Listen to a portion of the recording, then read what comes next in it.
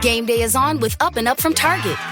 Get the party started with new and improved products at low prices. From disposable cups and plates to paper towels and food storage containers for the party leftovers. Find all you need for game day and every day. Shop Up and Up, only at Target. This episode of the D-Lew podcast is brought to you by Goalie Nutrition. As someone who's used Goalie for quite some time, I can tell you that they're not only very good, but they're very beneficial. My favorite are the Super Green Gummies. The Super Green Gummies are uniquely crafted with a spectrum of essential nutrients such as vitamins A, B12, folic acid, and thiamine. It supports a healthy liver function, healthy nervous and immune system, digestive health, a boost to your metabolism, and overall health and well-being. There are no artificial sweeteners, flavors, or colors from artificial sources. They're vegan-friendly, gluten-free, and gelatin-free. All loyal listeners of the D-Lew podcast get a special 10% discount at checkout. Go to goalie.com, use promo code DLEW. That's goalie.com, use promo code DLEW. If you or a loved one have been a victim of domestic violence, help is available. Speak with someone today. You can contact the National Domestic Violence Hotline 24 hours a day, 7 days a week. Available in English, Spanish, and over 200 languages through interpretation service. You can dial them at 1-800-799-7233. Again, that's 1-800-799-7233, or text BEGIN, that's BEGIN, to 88788. WWE Universe, the D-Lew podcast is now a brand affiliate of WWE Shop with Fanatics. Get all of your latest merchandise from your favorite WWE superstars and wear them proud. So if it's CM Punk, the American Nightmare Cody Rhodes, L.A. Knight, the Tribal Chief Roman Reigns, or legends like The Rock, Stone Cold Steve Austin, and Bret the Hitman Hart, again, you can get all of your favorite merchandise over at wrestling.thedlewpodcast.com. Again, that's wrestling.thedlewpodcast.com to get all of your favorite merchandise at WWE Shop with Fanatics. This podcast is a Believe Network and Siete production.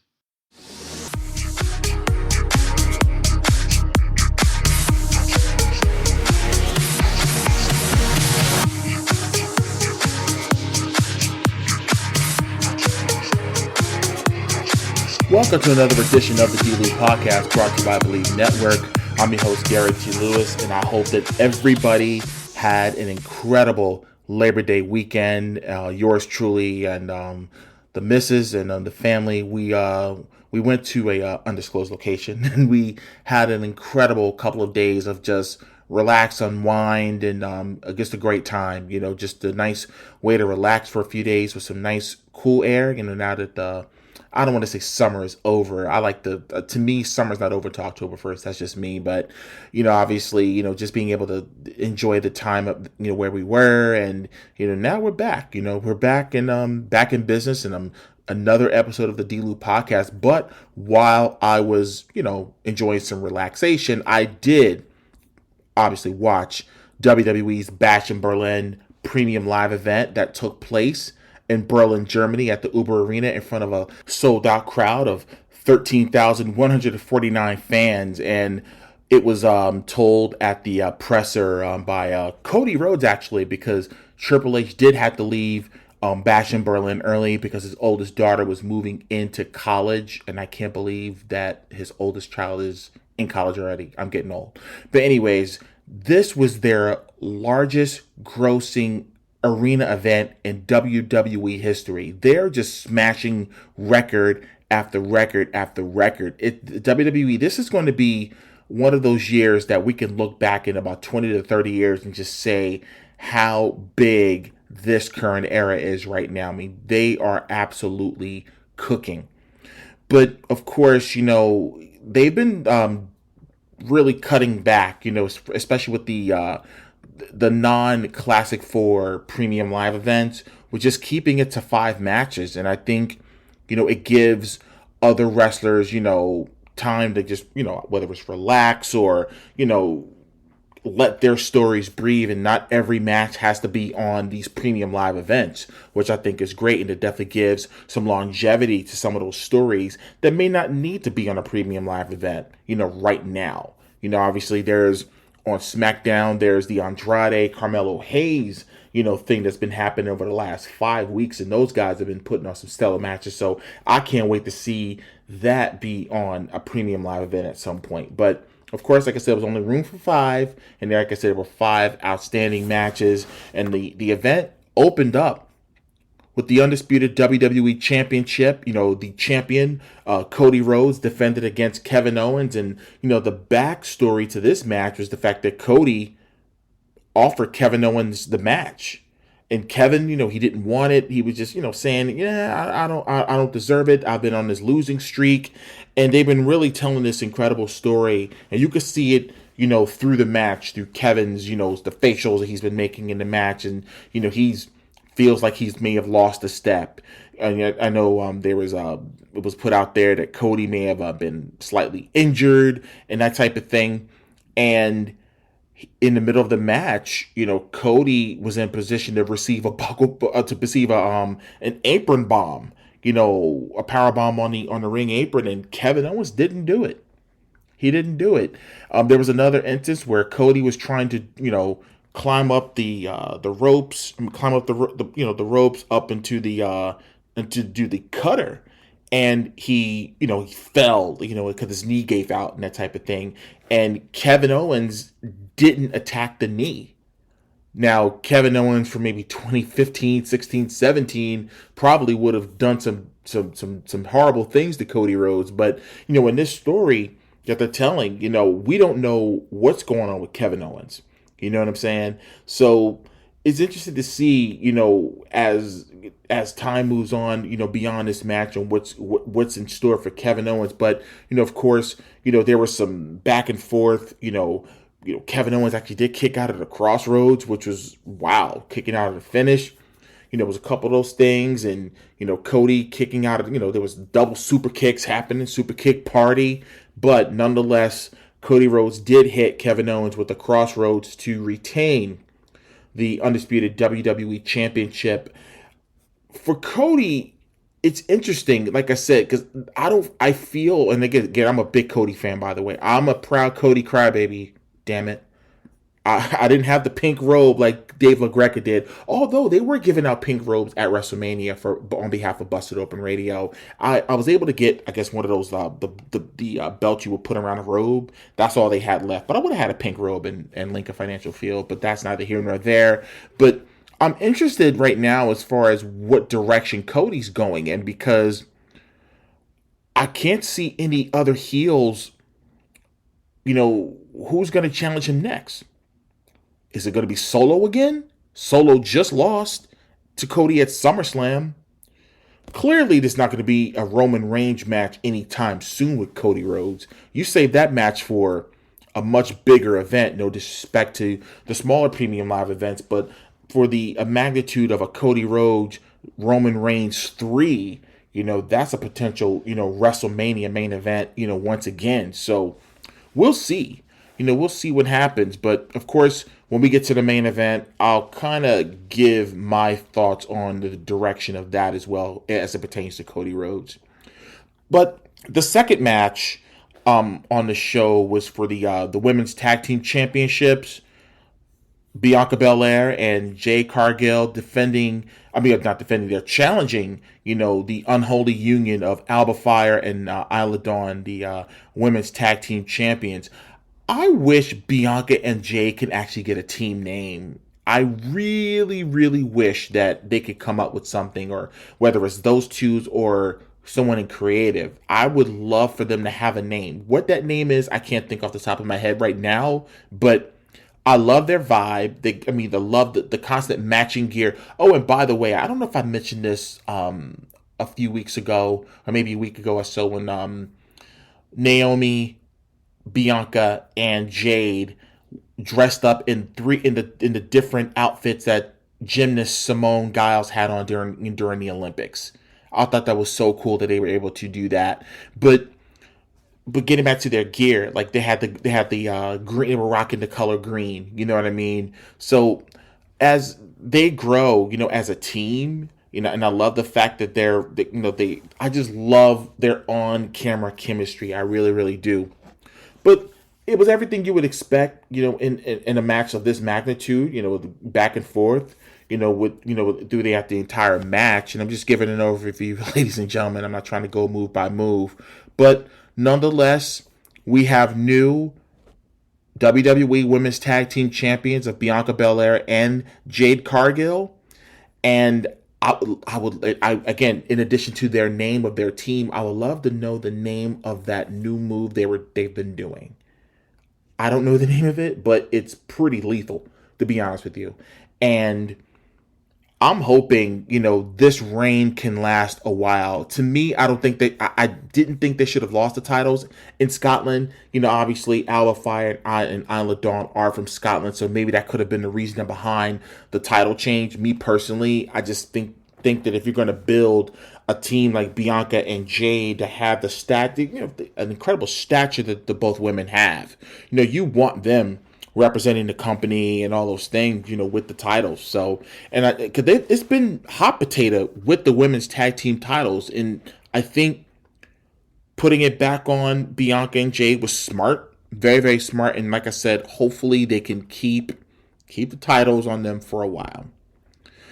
Up next is the strap match between CM Punk and Drew McIntyre. And if I could say, this feud should be feud of the year without any stretch of the imagination. This feud started basically brewing, I would say, at Survivor Series when Punk came back. And, Drew McIntyre had said some things on the microphone about Punk and all that stuff. And I don't think the intent was for Punk and Drew McIntyre to have a feud. I could be totally wrong, because I believe that initially WrestleMania was supposed to have been CM Punk and Seth Rollins. That's what I'm believing that should have happened. But of course, with injuries and, even Seth had an injury and they had to work through that stuff.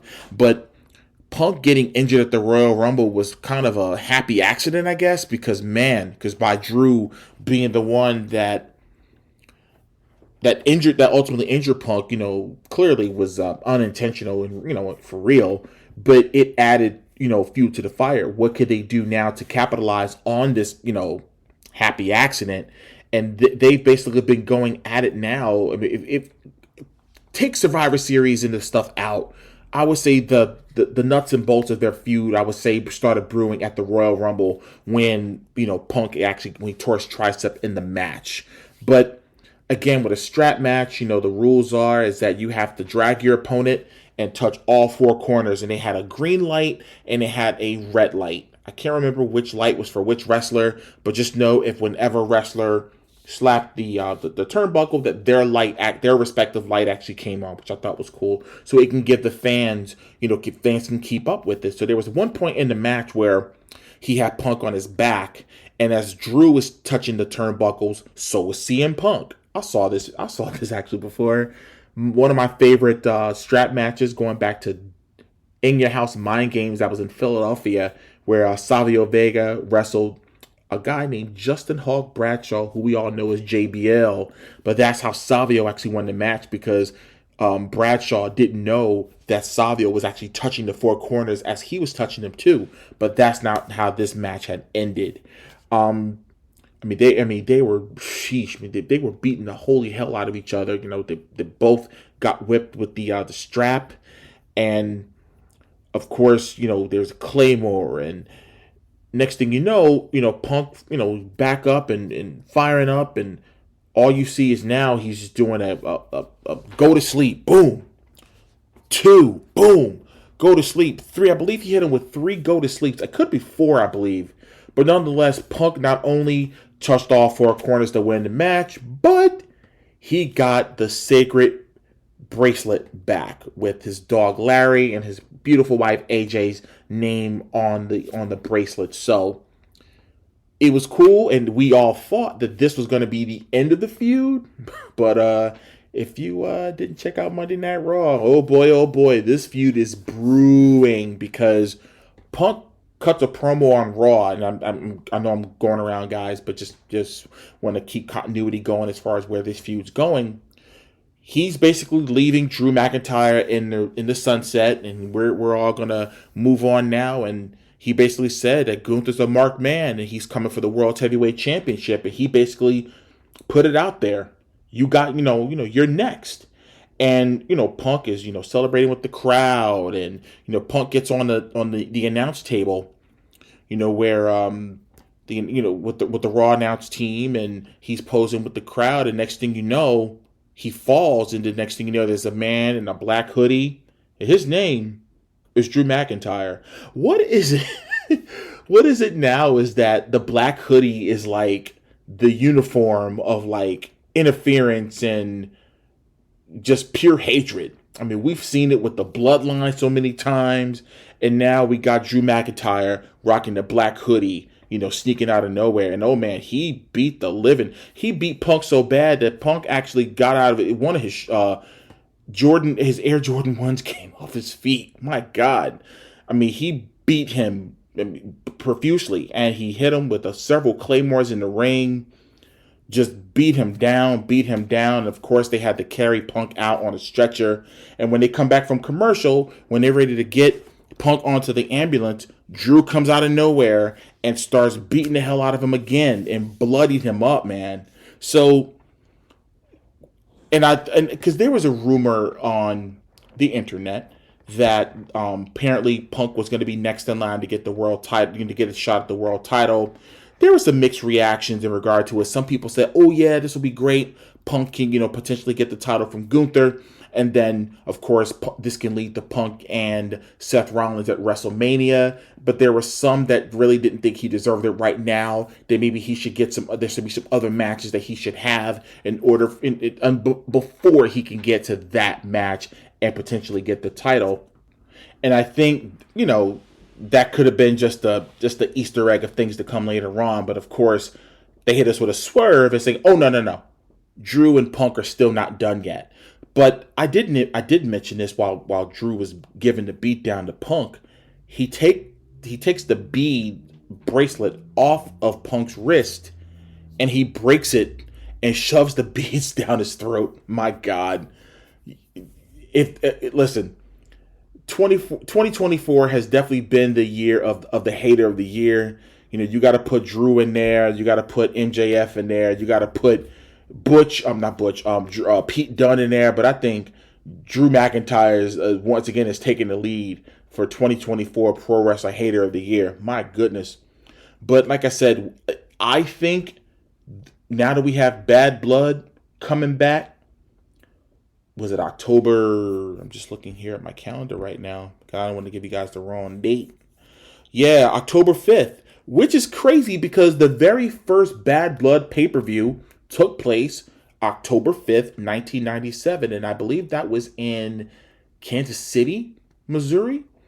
And that was the debut of Kane, who interviewed in a certain type of match that I think this match with CM Punk and Drew McIntyre should take place in. Hell in a Cell. If you want this feud to have a blow-off, if you want this feud to truly be utterly violent, because now, Drew has a win and Punk has a win. The rubber match has to be, something of this magnitude of Hell in a Cell. And I love the fact that we no longer have the Hell in a Cell pay-per-view because it really kills the mystique of the match, because fans are not going to clamor towards it when they know they're going to get it once a year. A cage match historically used to be the way a feud will culminate, or a feud will finally have its, as they say, the blow off feud, as far as the blow off match. I mean, as far as this is where it ends, this is where it happens, and they go their separate ways. I hope. And I've seen online, on the old Twitter machine, that some people have been saying the same thing I was saying in regards to having, letting it be a Hell in a Cell match. We shall see. I guess as the coming weeks, we should know something very, very soon of what the WWE has up their sleeve. At Kroger Pharmacy, CARE is making it easy to get vaccinated. CARE is helping you stay protected from flu, COVID, and RSV. Seasonal vaccines are available 7 days a week with evening hours. Care is giving you a shot at staying healthy this season. Walk in whenever is best and get multiple vaccines in one visit at your local Kroger pharmacy. So come and get the protection you need while protecting those around you. Kroger Health, a world of care is in store. Visit Kroger.com/vaccines for more. Restrictions and exclusions apply. See site for details. At your job, do you ever have to deal with a nose roller? How about a snub pulley? Well, if you're installing a new conveyor belt system, dealing with the different components can sound like you're speaking a foreign language. Luckily, you've got a team ready to help. Grainger's technical product specialists are fluent in maintenance, repair, and operations. So whenever you want to talk shop, just reach out. Call, click Grainger.com, or just stop by. Grainger, for the ones who get it done. Next, we have the mixed tag team match with the Judgment Day's Dirty Dominic Mysterio and the Women's World Champion Liv Morgan as they take on the Terror Twins, Damian Priest and Rhea Ripley. And which, by the way, guys, you can get the new Terror Twins t-shirt over at wrestling.thedloopodcast.com. Oh my God, the t-shirt is awesome. And I love the fact that not every woman and man tandem has to have a love story in it. I think a platonic relationship, like two friends that can actually go out there and just kick ass. I love the fact that they have this dynamic with Damian Priest and Rhea Ripley. I think it's cool. The fact that the two OGs of the Judgment Day can kind of go off on their own, because I did believe that they also outgrew the Judgment Day. And I think it was smart to have, okay, you already have a heel's heel in Dominic Mysterio, so keep him in there. Because he doesn't need to turn babyface anytime soon. He is a hateable guy on TV. But anyways, obviously the match is, again, I'm not going to be a guy that's going to be critiquing every, as far as, oh, they should have done this move or done that move. No. Obviously, the women are going to be in there with the women. The men are going to be there with the men. And, of course, you have Liv and, of course, Dom. They have to do their chicken shit stuff and run and run and run. But nonetheless, the Terror Twins did win the match.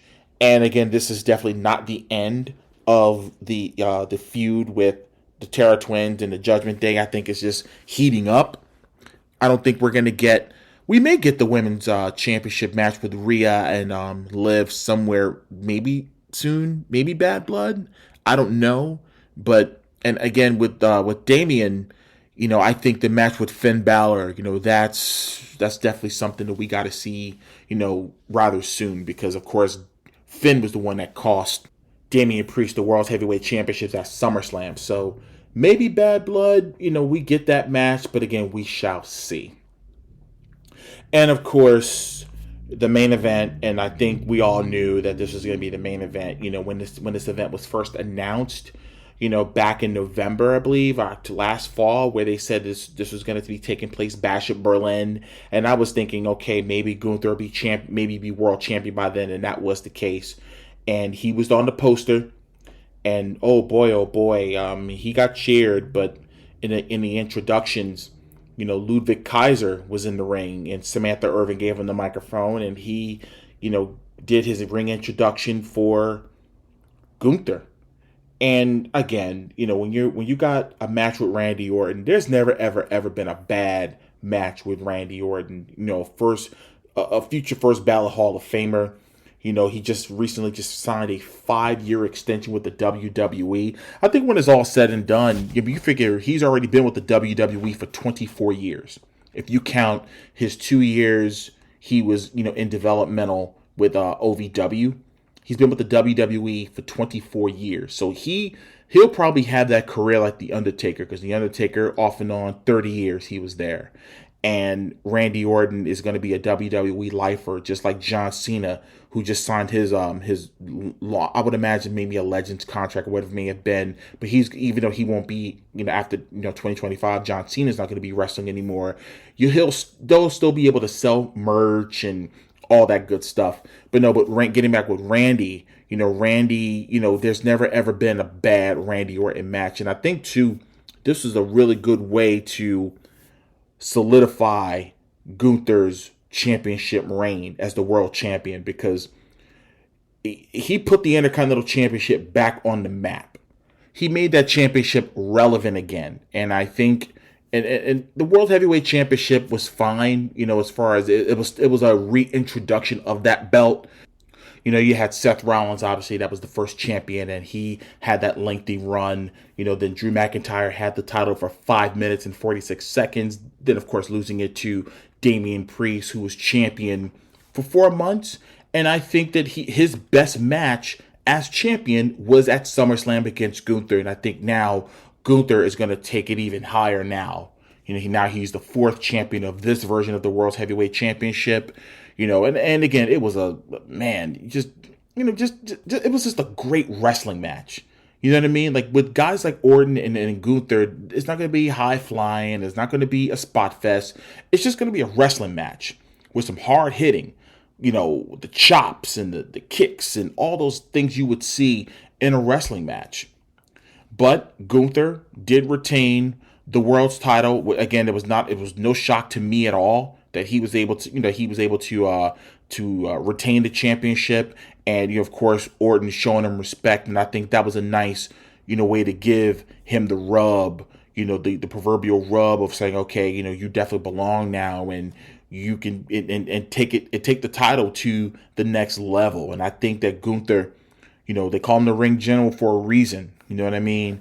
And wishing him all the best, with his run as champion. And I'm looking forward to seeing what's next for him. But I said that earlier in regards to Cody Rhodes and what I thought was going to happen next.